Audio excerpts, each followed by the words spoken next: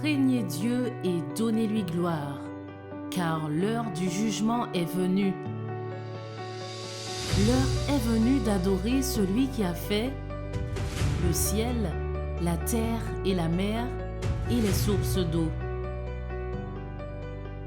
La Bible nous recommande de garder ses commandements et de suivre l'agneau partout où il va. Ainsi, le petit troupeau est un ministère qui souhaite, à travers l'étude de la parole de Dieu, faire connaître la lumière du monde, Jésus-Christ, le juste.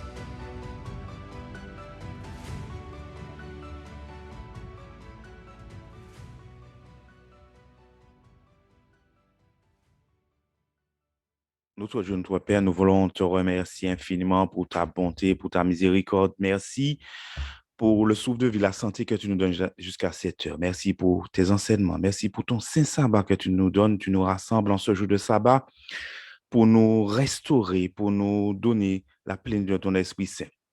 Nous te demandons cet instant de bénir le prédicateur qui va parler en ton nom, afin qu'il puisse, par ses paroles, que tu lui as donné, qu'il puisse nous rapprocher encore plus près de toi, car nous avons besoin de toi, Père éternel. Nous avons besoin de ta paix, ta grâce. Nous voulons que tu nous bénisses en ce moment et que tu permets que cette journée de sabbat, que nous puissions nous tourner complètement vers toi et te donner la gloire qui t'est due. Que ton nom soit élevé, que ton nom soit sanctifié et que ta paix et ta grâce soient déversées sur chacun de nous. Que ton nom seul soit glorifié dans nos vies. Nous t'en prions au nom de Jésus-Christ. Amen. Je suis content d'être parmi vous ce matin. J'ai entendu un tout petit peu les dernières parties de vos interventions en rapport avec la prophétie et la situation actuelle devant laquelle nous nous trouvons. Je pèse bien mes mots puisque je sais que c'est enregistré et ce qui se passe aujourd'hui, lorsque les autorités utilisent des mots très forts pour diaboliser en quelque sorte ceux qui sont résistants. Cet esprit-là, les amis, c'est l'esprit qui a régné pendant des siècles. Et la prophétie nous dit, par exemple, dans Apocalypse chapitre 13, que cet esprit va revenir avant le retour de Jésus. Et les mesures pour obliger les gens à s'allier aux directives de Babylone, selon Apocalypse chapitre 13, c'est acheter et vendre. Eh bien, on s'aperçoit que ces mesures ressemblent à peu près, ce n'est pas encore acheter et vendre, mais ça y ressemble. Ce sont les mêmes actions psychologiques, matérielles et financières pour obliger les gens à se rallier à des directives des autorités.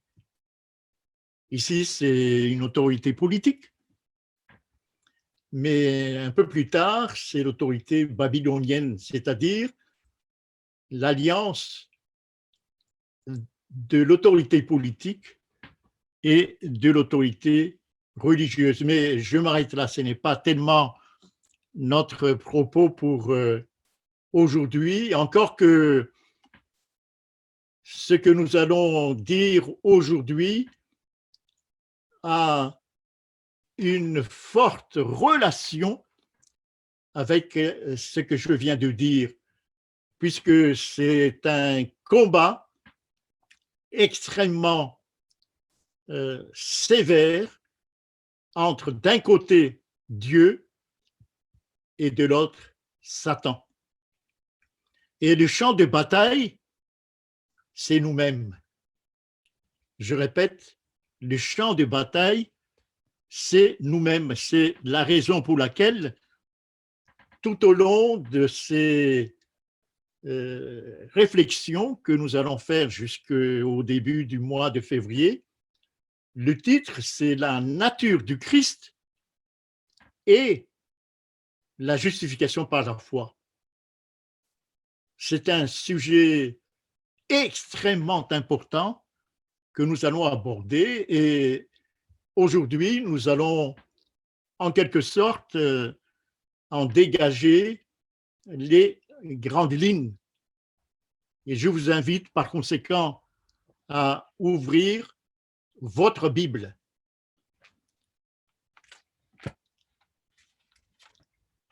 On a lu tout à l'heure quelques versets qui contiennent en somme le titre de notre méditation aujourd'hui. Le titre, comme vous l'avez vu, c'est en rapport avec la chute de notre mère Ève. Et dans le titre, nous avons mis, est-ce que c'est la main d'Ève qui est fautive, qui a péché? Est-ce que c'est sa bouche qui a péché? Est-ce que ce sont ses yeux qui ont péché? Est-ce que ce sont ses mains qui ont cueilli les fruits qui ont péché? Voilà par conséquent le titre de notre propos ce matin. La question telle qu'elle est posée là revêt une question annexe. Mais qui réellement a péché? Ève, mais qu'est-ce que c'est que Ève qui a péché? Qu'est-ce que cela veut dire? Et la deuxième question, c'est, mais qu'est-ce que cela veut dire pécher en somme? Voilà les questions majeures que nous allons essayer d'examiner ensemble. Alors, voyons d'abord le vendredi de la semaine de la création. Dieu a créé Adam et a créé aussi sa femme qui s'appelle Ève, la mère de tous les vivants. Et Ève est l'aide d'Adam. D'ailleurs, Paul souligne bien ce qu'est Ève dans 1 Timothée. Je vous rappelle ce que Paul a dit dans 1 Timothée chapitre 2, versets 13 et 14.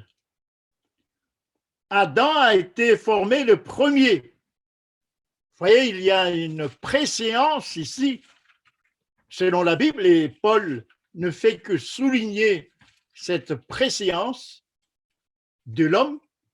Adam a été formé le premier, ensuite Ève. Et le verset 14, ce n'est pas Adam qui a été séduit, c'est la femme qui, séduite, s'est rendue coupable de transgression. Voilà, dans ces deux versets, Paul résume en quelque sorte ce qui s'est passé ce vendredi-là.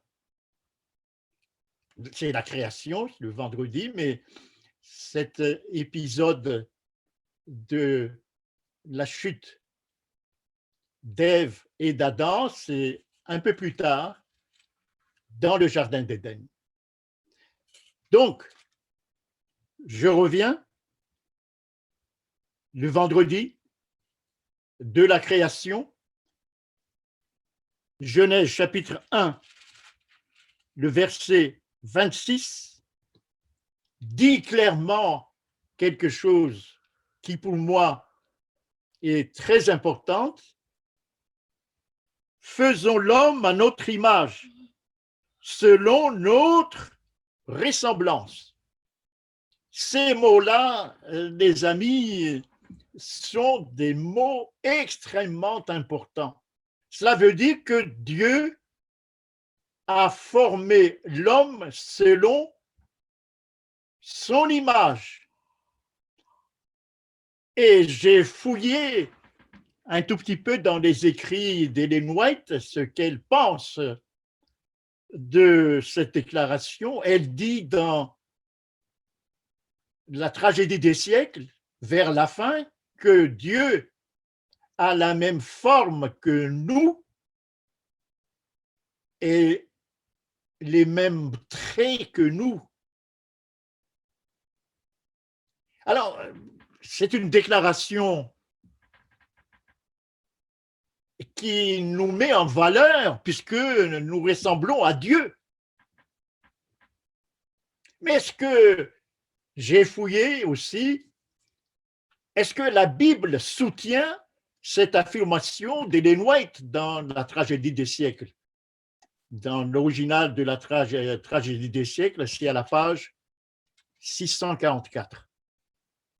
Et oui, il y a deux déclarations dans la Bible qui nous montrent cela.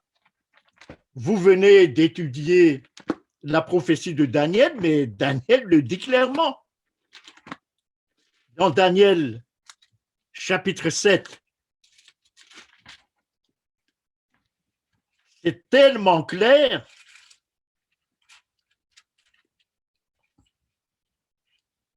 Daniel, chapitre 7, le verset 9.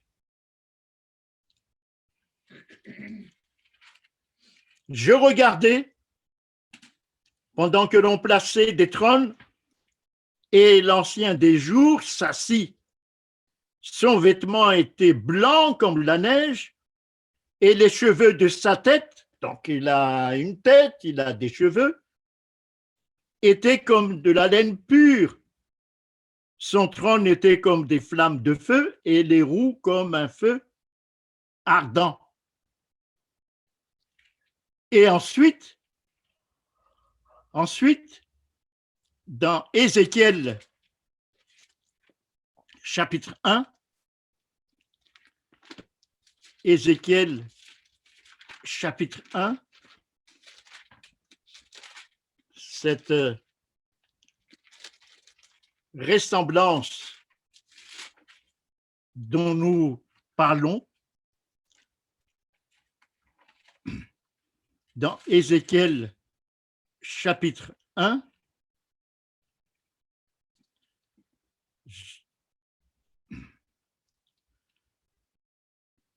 c'est le verset, juste, je cherche un tout petit peu puisque je cite par cœur, Ézéchiel chapitre 1.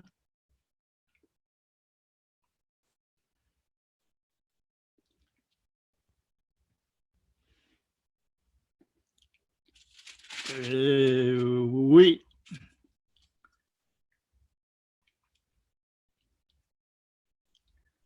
C'est dans, j'ai entendu le bruit des cantiques. C'est dans Ézéchiel chapitre 1. Bon. Verset 26. Pardon? Oui, c'est dedans, mais pour ne pas perdre du temps. Verset 26. Deux versets clairs qui confirment ce que Ellen White dit. Juste une parenthèse, les amis. On dit souvent qu'Ellen White n'est pas une théologienne, mais elle dépasse de très loin les théologiens les plus diplômés, les plus titrés parmi les hommes. Elle a une finesse de compréhension de la parole de Dieu qui est sans aucune mesure. Et c'est pour cela que je vous conseille vivement de vous attarder à lire ces ouvrages, parce que vous allez sortir de ces lectures fortifié spirituellement. Je ferme cette parenthèse. Alors, l'homme était formé à l'image de Dieu. Et ensuite, la femme est tirée de l'homme. Et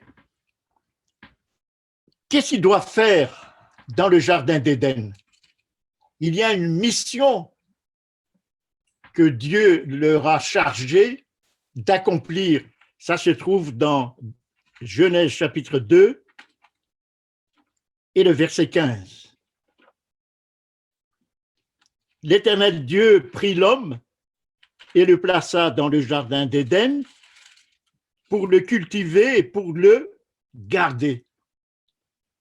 Eh bien, ces deux verbes, cultiver et garder, lorsqu'on regarde l'original, et c'est en relation avec notre sujet aujourd'hui, dans l'original, on peut le traduire pour adorer. Adorer qui?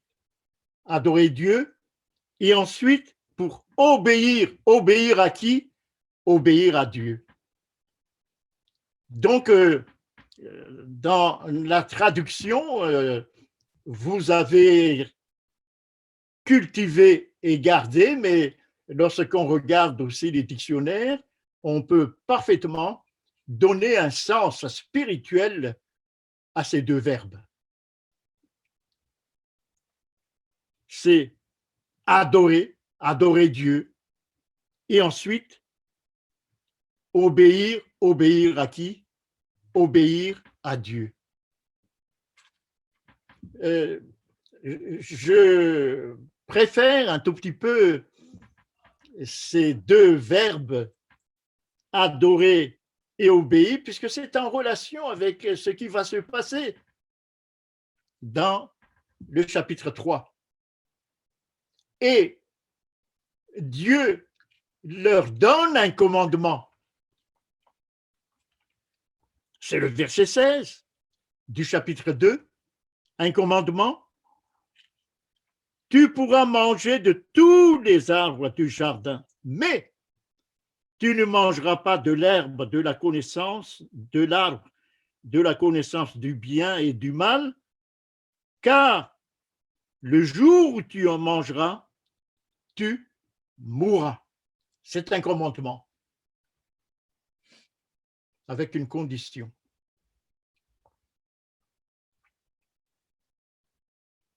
Pourquoi Dieu donne-t-il un commandement à l'homme?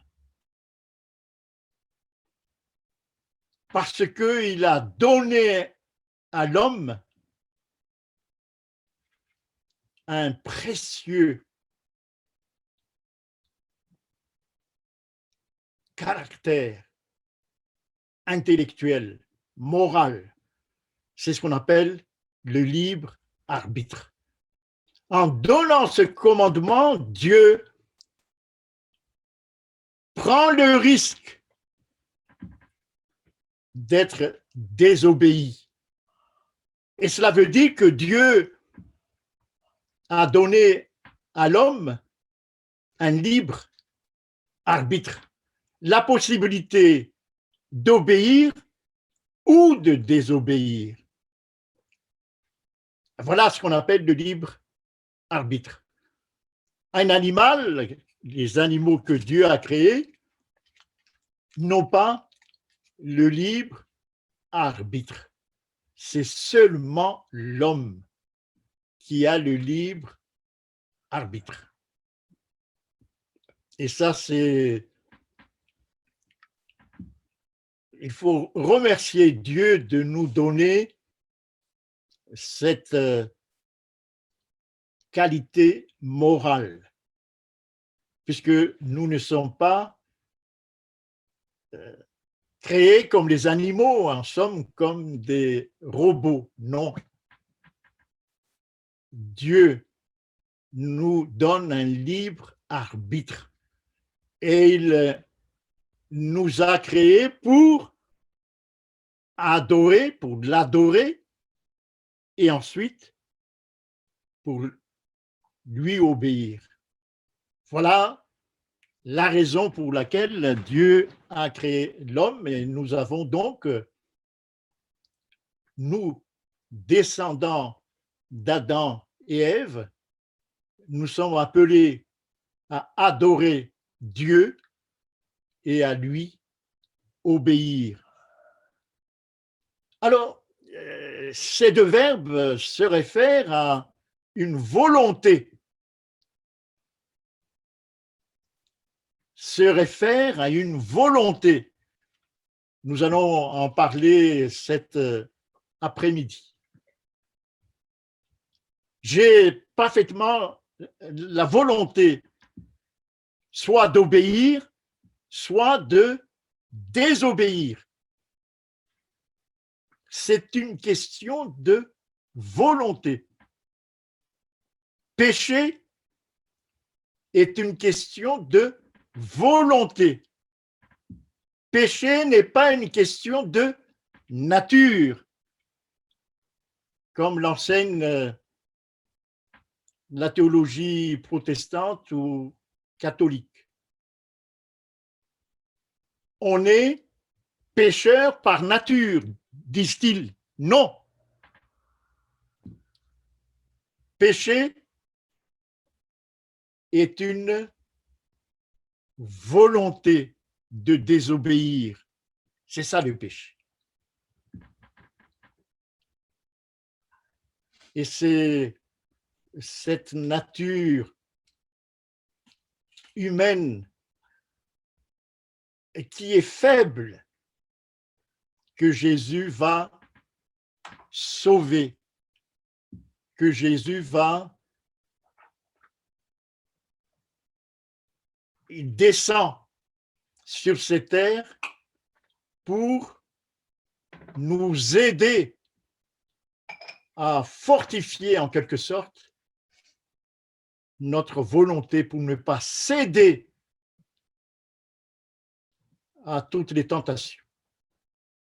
Ça, c'est ce qu'on appelle la nature du Christ. Alors, voyons la tentation d'Ève. Dans le chapitre 3 de Genèse, nous voyons les acteurs de cette chute. En premier, d'abord, le serpent. Le serpent, c'est tout simplement Satan qui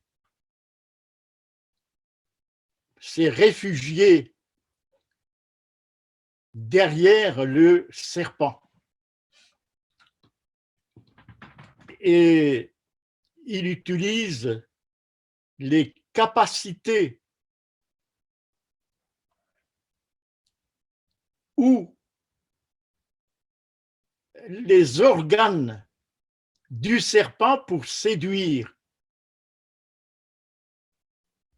Vous voyez, c'est ce que nous connaissons dans le Nouveau Testament. Chaque fois que Jésus guérit une personne qui est sous l'emprise d'un esprit malin, il y a un dialogue qui s'établit entre Jésus et l'esprit malin qui utilise la corde vocale de celui qui est sous la domination de Satan pour dialoguer avec Jésus. Vous voyez, donc ce n'est pas nouveau. Ici, Satan utilise le serpent pour dialoguer, non pas avec Jésus, comme dans les guérisons des démoniaques dans le Nouveau Testament, mais pour séduire Ève. Voyez ici l'habileté de Satan. C'est pour ça qu'il est dit, il est le plus rusé, le plus intelligent de tous les animaux dans le jardin d'Éden, le serpent. Mais derrière le serpent, il y a l'intelligence de Satan. Il y a l'intelligence de Satan. Voyons maintenant comment Satan séduit la femme. Dans Genèse chapitre 3, verset 1, il dit à la femme, Dieu a-t-il réellement dit? L'adverbe réellement est très fort. C'est pour insinuer le doute. Réellement, cela veut dire, est-ce que son commandement est bien réel ou c'est quelque chose que l'on peut considérer autrement? Voilà ce que signifie cet adverbe. Dieu a-t-il réellement dit, vous ne mangerez pas de tous les arbres du jardin? Vous voyez, sous forme avec l'adverbe. Dieu a-t-il réellement dit, vous ne mangerez pas de tous les arbres du jardin? Et c'est sous forme de question. Pour deux raisons.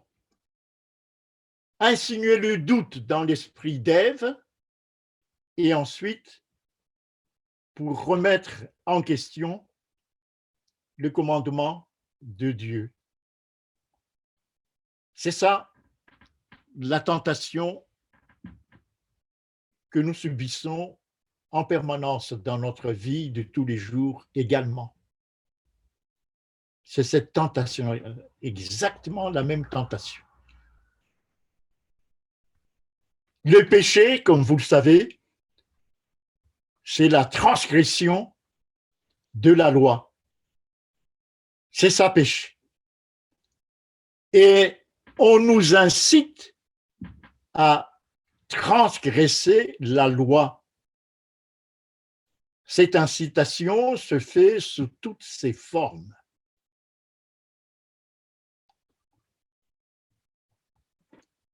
Et que dit la femme? Parce que la femme est interpellée. Elle dit exactement, elle répète ce que Dieu a dit à l'homme, nous mangeons du fruit des arbres du jardin. Mais, quant au fruit de l'arbre qui est au milieu du jardin, Dieu a dit, vous n'en mangerez point et vous n'y toucherez point de peur que vous ne mouriez.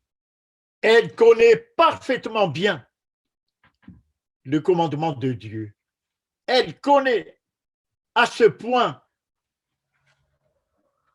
de cette histoire, Ève montre qu'elle connaît parfaitement bien, et j'insiste beaucoup là-dessus, connaît parfaitement bien la parole de Dieu.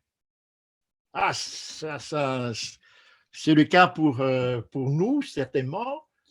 Connaissance parfaite des commandements de Dieu. Mais c'est une connaissance, malheureusement, intellectuelle. C'est le cas pour Ève.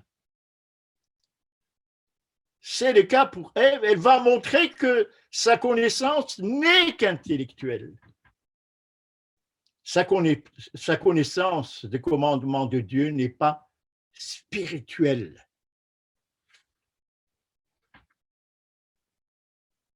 Elle ne sait pas ce que cela veut dire dans le verset 15 du chapitre 2, adorer et obéir.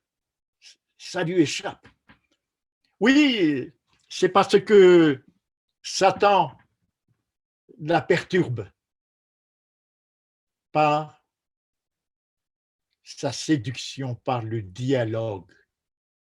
Et c'est pour ça qu'il ne faut jamais dialoguer avec l'adversaire. Qu'est-ce que ça veut dire dialoguer avec l'adversaire pour nous maintenant? Dialoguer avec l'adversaire, premièrement, c'est lire des livres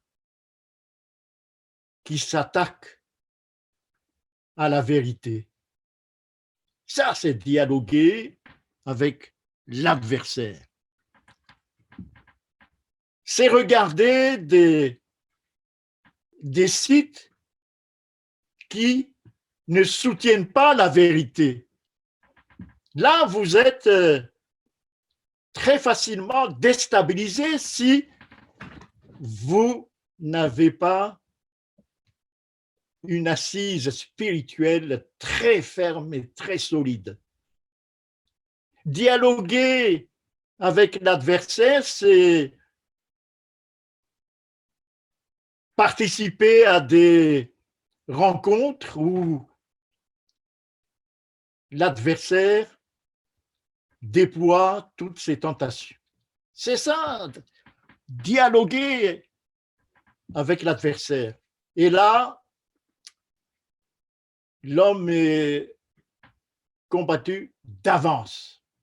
D'avance. Parce que l'adversaire est très intelligent. C'est marqué là, hein, rusé, très intelligent, très subtil dans ses tentations. Oui, dans le programme que vous avez reçu, tout à fait vers la fin, on va examiner un titre que je juge très pratique et très important, la nature de Jésus et l'éducation. Et ça, c'est très important, ce dernier sujet que nous allons examiner ensemble. Pourquoi? Parce que les enfants sont le plus tôt possible en contact avec les ruses, les séductions de l'adversaire. Juste un exemple. J'ai un de mes petits-fils qui est dans un lycée public dans la région ici,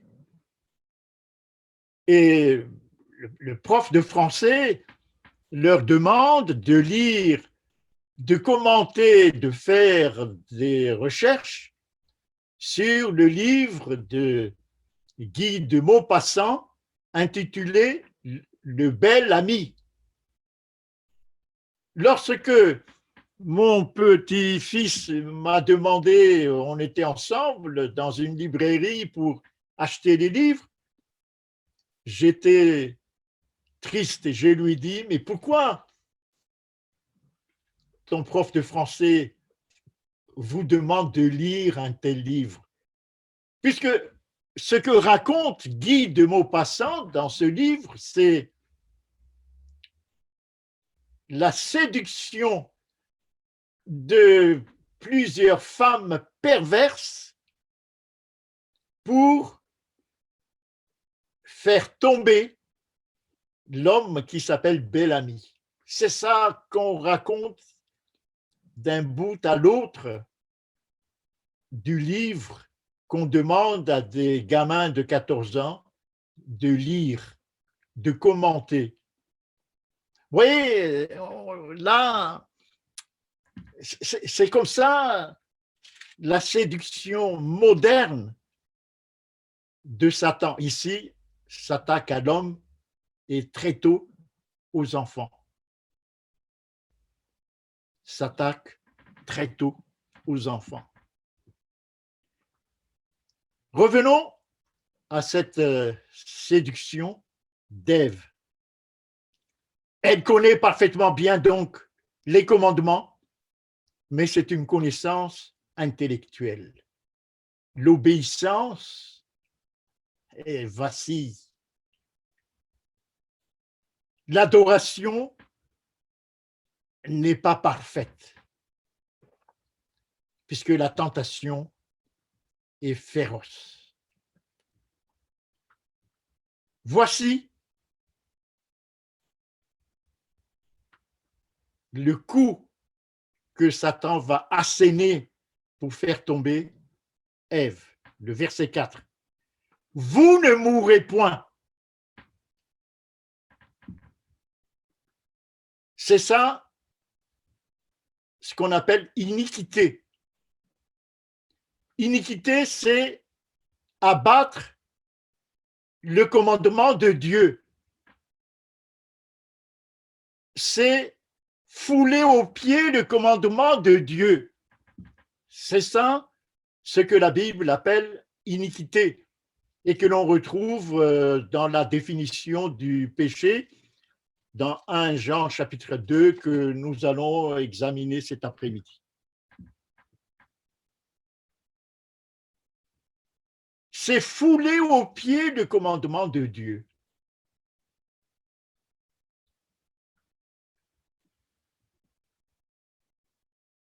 Le verset 5, cette fois-ci, Satan par ce verset 5 va s'adresser. S'adresser à quoi? S'adresser au moi, le moi d'Ève. Ça, c'est la tentation suprême, le moi. Satan dit, mais Dieu sait que le jour où vous en mangerez, vos yeux s'ouvriront. Vous voyez, c'est le moi, les yeux s'ouvrent et que vous serez comme des dieux. Vous serez comme des dieux, mais comme Dieu lui-même, connaissant le bien et le mal. Autrement dit, s'adresse à l'intelligence d'Ève en disant, vous serez intelligent, vous serez capable de définir ce qui est bien et ce qui est mal. Ça, c'est les attributs de Dieu. Mais Dieu a une sagesse suprême pour savoir ce qui est bien et ce qui est mal. Mais l'homme, en prétendant savoir ce qui est bien et ce qui est mal, utilise sa raison. Utilise sa raison. Je n'ai pas le temps de m'attarder là-dessus, mais c'est toute la séduction des derniers jours en rapport avec Apocalypse chapitre 13. La raison.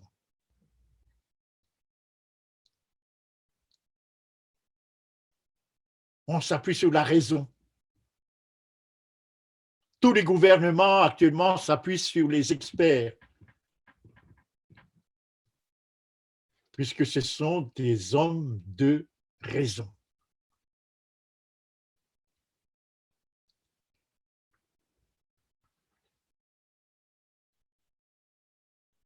Le verset 6.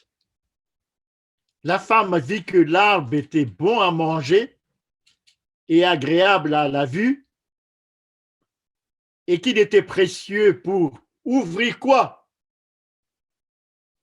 L'intelligence. Vous voyez, elle est prise dans le filet. Elle est prise dans le filet. Le moi, avoir une intelligence supérieure, être indépendante de Dieu pour savoir ce qui est bien et ce qui est mal. Ça, c'est la tentation suprême.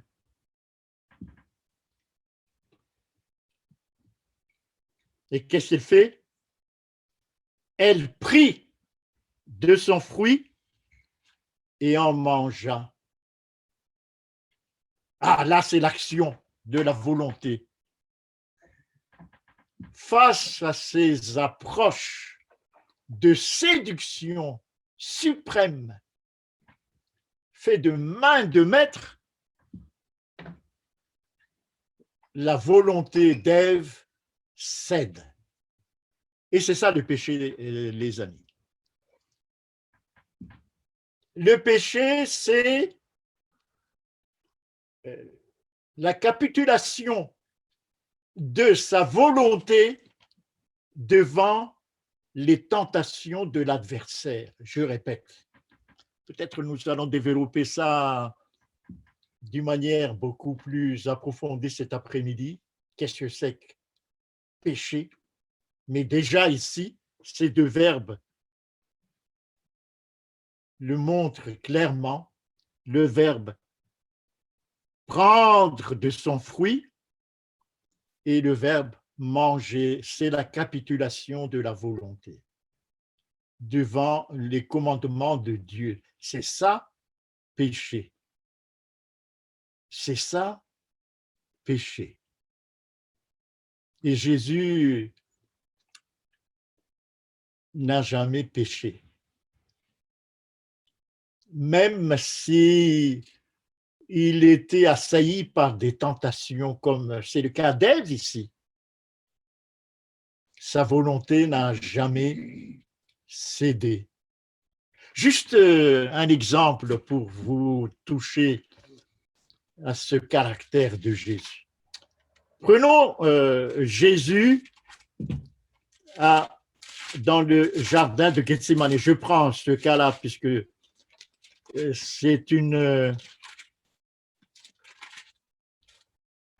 narration qui me touche beaucoup. Jésus dans le jardin de Gethsémane. Ça se trouve dans Marc, chapitre 14. Je vous demande de le lire en entier, du verset 32 au verset 42. Là, c'est la narration de Jésus à quelques heures de sa crucifixion. C'est la nuit, au petit matin. Il n'a pas dormi. Il a été avec ses disciples le soir pour prendre le repas de Pâques, comme tous les Juifs ont l'habitude de faire, et c'est recommandé par Moïse. Il n'a pas dormi, et puis là, il va être confronté à des tentations extrêmement sévères. Qu'est-ce qu'il dit? Il dit, Marc chapitre 14, verset 34, la sévérité de la tentation, une attaque, verset 34, une attaque au niveau de ce qu'il y a de plus sensible dans l'homme, le moi. Mon âme est triste jusqu'à la mort. Et il dit à ses disciples, restez ici, soutiens-moi. Il demande des soutiens humains. Et le verset 35, qu'est-ce qu'il fait? Il adresse de courtes prières à son Père. La première partie de cette prière, c'est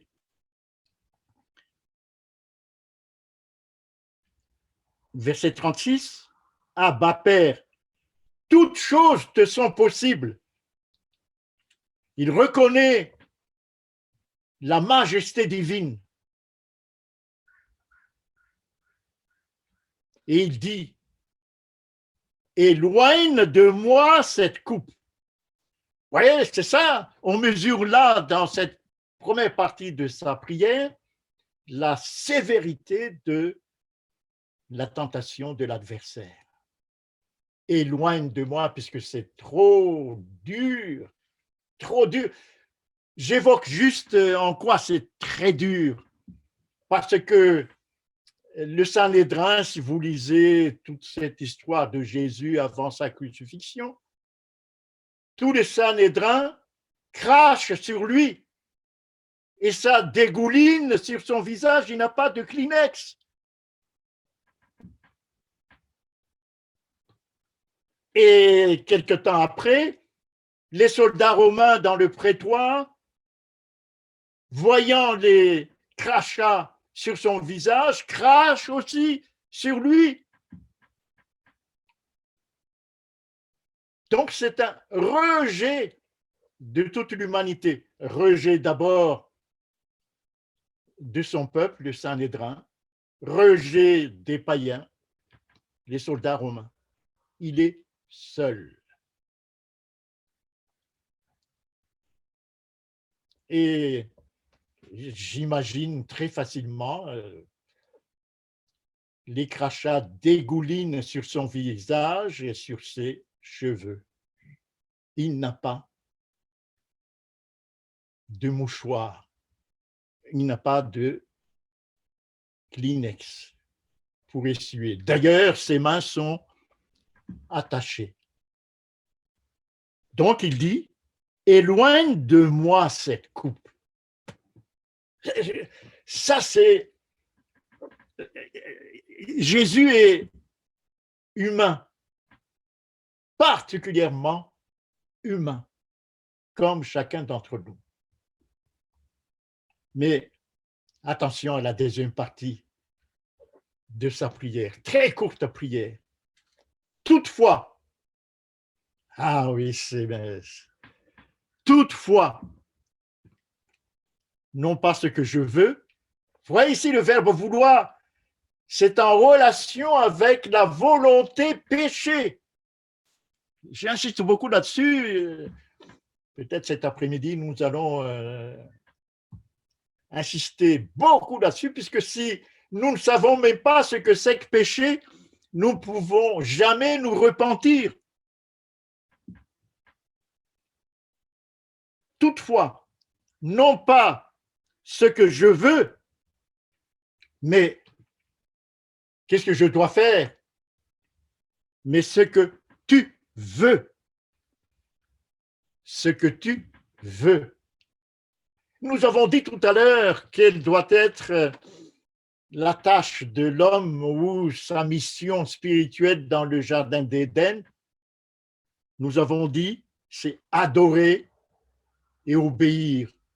Eh bien, Jésus, dans cette prière à Gethsémanée, ne fait que remplir cette mission perdue au jardin d'Éden par l'homme.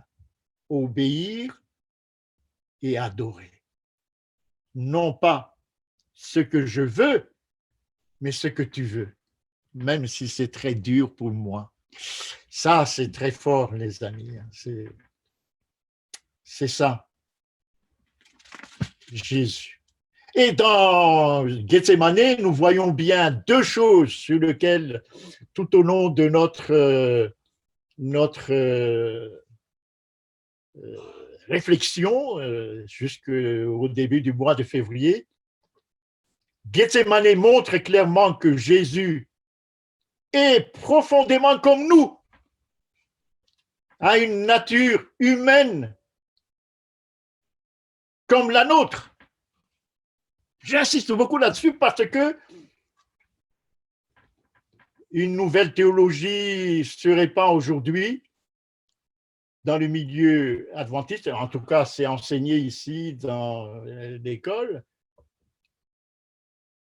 que Jésus a une nature humaine qui n'est pas comme la nôtre. Mais non, lisez Gethsemane et d'autres encore, mais puisque Gethsemane est sous nos yeux ici, ceci révèle clairement que Jésus a une nature humaine comme la nôtre. Mais avec cette nature humaine, il remporte la victoire. Il ouvre la victoire pour nous, pour que nous puissions aussi remporter la victoire chaque fois que l'adversaire, comme il l'a fait pour Ève, intervient pour nous amener à désobéir au commandement de Dieu. Alors, lorsqu'on lit un tout petit peu cette partie de la tentation d'Ève, il est question de voir, il est question de manger, il est question de cueillir.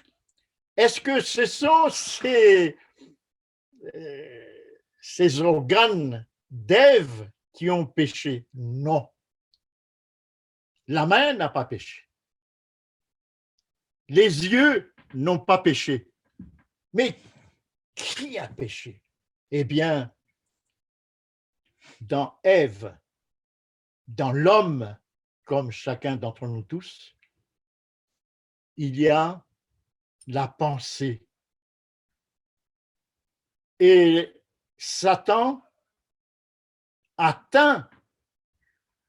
nous atteint par l'intermédiaire de la pensée pour nous inciter à désobéir, pour nous inciter à capituler notre volonté pour dire, bon,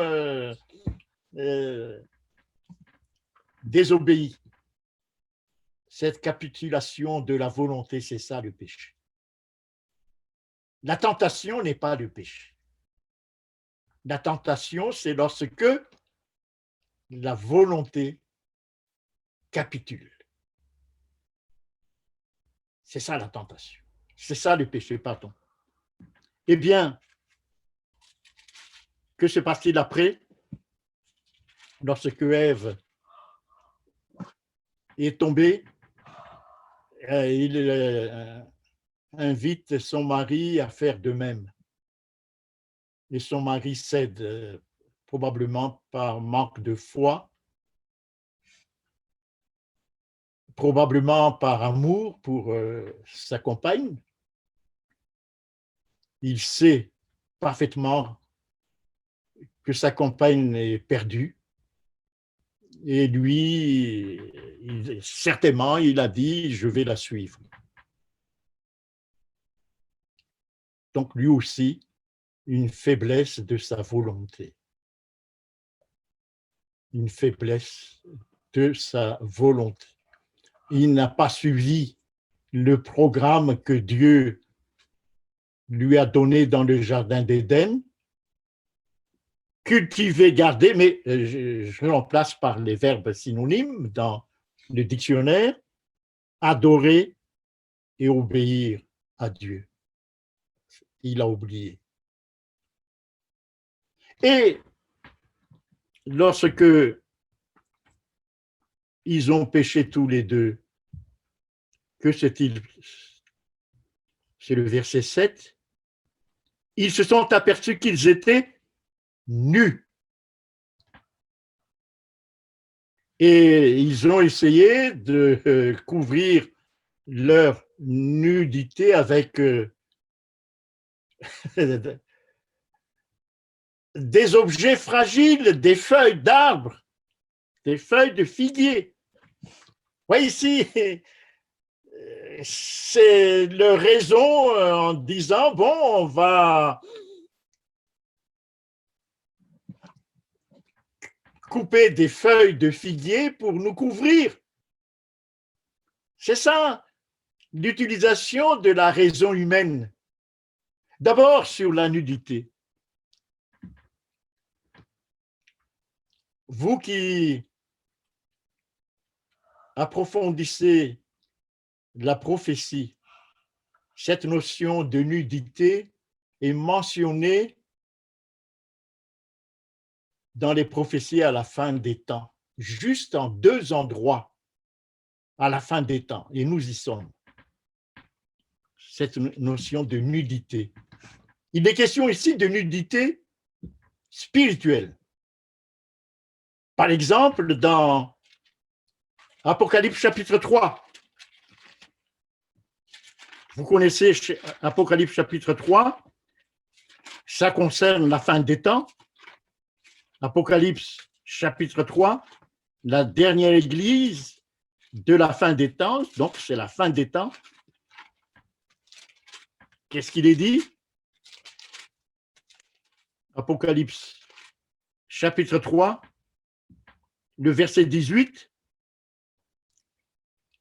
Je te conseille, afin que tu sois vêtu et que la honte de ta nudité ne paraisse pas. Vous voyez ici, à cette église, mais église ici, c'est les membres, les personnes qui sont à l'intérieur de cette église sont nus. C'est la dernière église. Hein. Nous sommes à la fin des temps ici. Nudité, comme dans Genèse. Comme dans Genèse. Nudité. Pourquoi nudité dans Genèse? Après la transgression du commandement de Dieu, ou si vous voulez, par manque de foi. Et ici, dans les membres de cette dernière église, ils sont nus parce qu'ils manquent aussi de foi, comme Adam et Ève au début. Manque de foi, ils sont nus. C'est pour ça, avant de présenter le deuxième texte, où il est question de nudité à la fin des temps, je crois que c'est dans Marc chapitre... Marc ou Luc, je préfère Luc, chapitre 18, le verset 8. Luc, chapitre 18, verset 8. Qu'est-ce qu'il est dit? Quand le Fils de l'homme viendra, c'est-à-dire à la veille de sa venue, trouvera-t-il la foi sur la terre? Le problème, à la fin des temps, par conséquent, c'est le manque de foi. Ça, c'est le problème majeur. Nous devons nous interroger pour chacun d'entre nous, quel est le degré de notre foi? Deuxième texte, dans Apocalypse, chapitre 16. C'est aussi vers la fin, avant la bataille d'Armageddon. Avant la bataille d'Armageddon. Le verset 15. Je viens comme un voleur, un avertissement. Je viens comme un voleur. Heureux celui qui veille et qui garde ses vêtements pour ne pas être nu, afin qu'il ne marche pas nu et qu'on ne voit pas sa honte. Voilà les deux textes qui concernent la nudité de l'homme avant la venue de Jésus. Le premier texte concerne les croyants qui se disent disciples de Jésus. Et le deuxième texte s'adresse indifféremment aux croyants. Nudité. Mais qu'est-ce que cela veut dire, être nu? Lorsque nous revenons à Genèse chapitre 3, être nu, qu'est-ce que cela veut dire? Être nu, eh bien, revenons d'abord dans le cas d'Adam et Ève. Ils sont à découvert. Oui, Dieu va le regarder dans toute leur nudité. Mais ça, c'est juste une image physique qui est une réalité. Ils n'ont pas d'habits. Dans le verset 25, Genèse chapitre 2, verset 25, ils étaient nus, mais ils n'en avaient point honte, parce que probablement Dieu a prévu pour eux une certaine couverture. Et les White dit qu'ils avaient des habits de lumière. Ouais. Une certaine couverture. Et maintenant, c'est parti. Maintenant, c'est parti. Ils sont nus.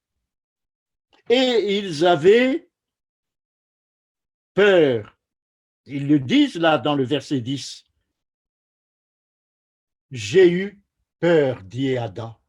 Pourquoi cette peur? Eh bien, nous avons la réponse dans Hébreux chapitre 4.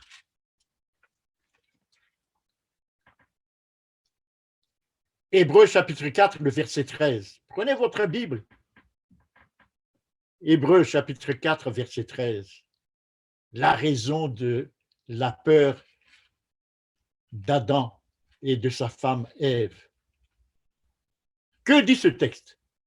Nulle créature n'est cachée devant lui, mais tout est à nu et à découvert aux yeux de celui à qui nous devons rendre compte. Eh oui, Adam et Ève savent parfaitement bien que ils sont nus. Cela veut dire quoi? Cela veut dire que ils sont à découvert devant Dieu. Dieu sait parfaitement bien ce qu'ils sont maintenant, leurs intentions, leurs faiblesses, leurs trahison, leur désobéissance, et ils ont peur, puisqu'ils savent que Dieu va les juger, et certainement que Dieu va appliquer la sentence de mort. Ah, c'est ça, être nu. Mais Dieu, c'est un Dieu miséricordieux. C'est marqué dans le livre des Nombres, le caractère de Dieu, un Dieu miséricordieux, lent à la colère. Dieu va les couvrir, mais non pas avec des feuilles qui vont se faner sous le soleil au bout de quelques jours, mais avec permanence. Ça se trouve dans Genèse chapitre 3, le verset 21. L'Éternel Dieu fit à Adam et à sa femme, à tous les deux, des habits de peau, et il les en revêtit. C'est Dieu qui a fait. Qui c'est qui a cousu et a prévu, tuer même? J'utilise ici le verbe tuer. Ce n'est pas Adam et Ève qui ont tué l'animal. Non, c'est Dieu lui-même. Vous vous rappelez, dans le jardin d'Éden que nous allons lire tout à l'heure, non pas ce que je veux, mais ce que tu veux.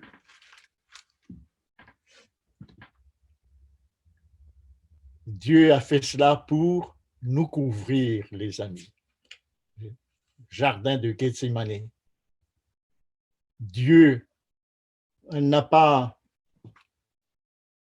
donné un avis favorable à la première partie de la prière de Jésus. Non. Il est allé jusqu'au bout de son plan du salut. Jusqu'au bout de son plan du salut pour nous sauver. Savez-vous, les amis, ce que cela veut dire, le nom de Jésus? Bon, la Bible dans Matthieu chapitre 1. Si vous allez dans Matthieu chapitre 1,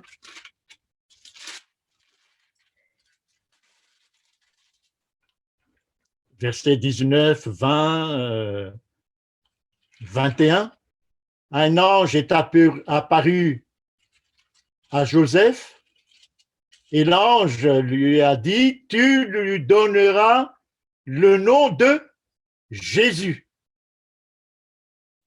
Donc c'est un nom qui est défini au ciel. Moi j'ai un nom, bon j'ai une ascendance orientale, etc. Donc, chez nous, lorsqu'on donne un nom à un enfant, on ne le donne pas comme ça, on fabrique un nom à la mode. Non, ce nom est pensé par la famille. Toute la famille se réunit pour réfléchir sur le nom qu'il faut donner à l'enfant qui vient de naître. Et pour Jésus, c'est au ciel qu'ils ont réfléchi sur son nom. Et quel est ce nom? C'est marqué là, Jésus. Et première définition de ce nom, c'est marqué là dans Matthieu chapitre 1, verset 21, c'est lui qui sauvera son peuple de ses péchés. Ah, il y a le verbe sauver. Mais il y a l'autre signification de ce mot Jésus qu'il ne faut pas oublier. Et j'aime bien cette deuxième signification. Ce nom, Jésus, c'est un nom grec, mais l'ange lui a dit, tu l'appelleras Yeshua. C'est un nom hébreu. Yeshua, bien sûr, signifie sauver, mais on oublie l'autre signification de Yeshua. Yeshua signifie aussi délivrer. Vous allez dire, mais c'est à peu près la même chose. Non, pas tout à fait la même chose. Délivrer. Je ne dis pas tout à fait la même chose et je vais m'arrêter pour ne pas abuser de votre patience, parce que si vous allez dans Luc chapitre 21, vous allez trouver là le nom de Jésus. Je crois que c'est Luc chapitre 21.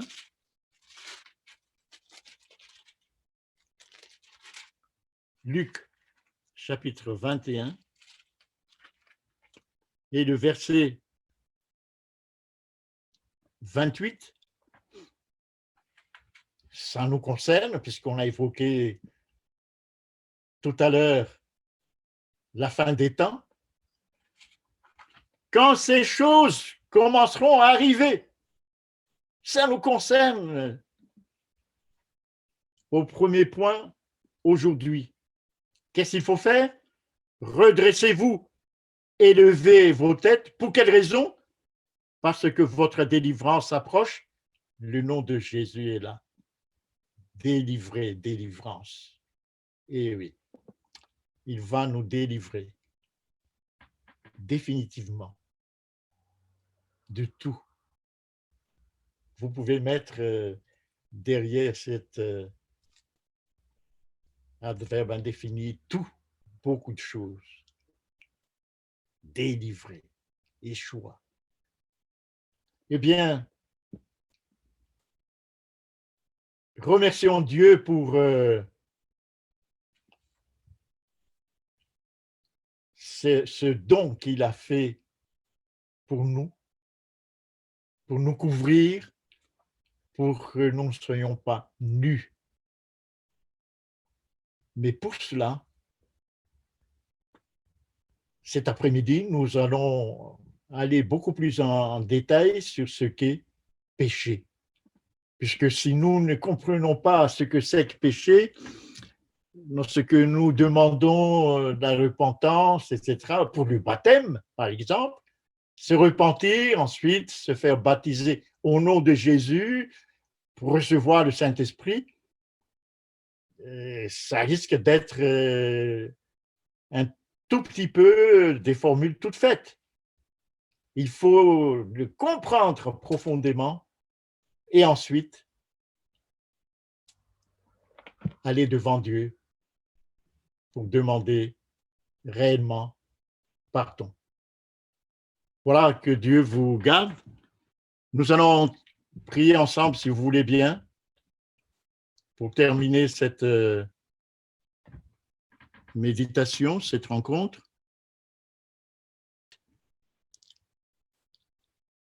Notre Père qui es aux cieux, nous te remercions puisque tu nous as donné